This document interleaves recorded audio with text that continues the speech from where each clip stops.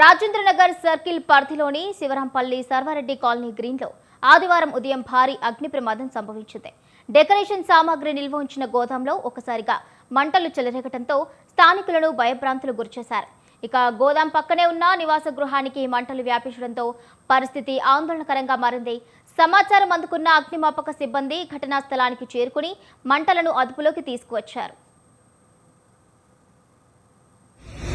మాకు control room నుంచి మాకు కాల్ వచ్చింది. అప్పుడే 8:20 అట్లా మా ఉన్న పత్రికలో ఎంపీటీ ప్లస్ వాటర్ బ్రోజరు రెండు టర్న్అవుట్ చేయించి ఇక్కడ decoration flower diamond decoration flower గోడౌన్లో ఫైర్ అవుతుందని చెప్పి వాళ్ళు ఇమీడియట్లీగా మా వెహికల్ 2 వెహికల్స్ టర్న్అవుట్ చేశారు.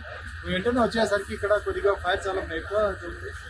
అందులో మా సిబ్బంది కలిసి మొత్తం అందరూ కంట్రోల్ తెచ్చారు ఫైర్. మరి ఇమీడియట్లీగా ఇంకో వాటర్ కూడా మన ఇది చంద్రంగుట్ట నుంచి ఇంకా లంగరాజు నుంచి కూడా ఇమీడియట్లీగా టర్న్అవుట్ చేయడం జరిగింది. ఇప్పుడు ఇక్కడైతే ప్రస్తుతానికి అయితే ఫైర్ కంట్రోల్లో ఉంది. మొత్తం నాలుగు ఫైర్ ఇంజన్లు వచ్చినాయి. సుమారు ఏ టైంలో ఈ ఫైర్ అవుతుంది? 8:20 కల్లా మాకు కాల్ వచ్చింది. మేము ఇమీడియట్లీగా 2 మినిట్స్లో రీచ్ అయినాము.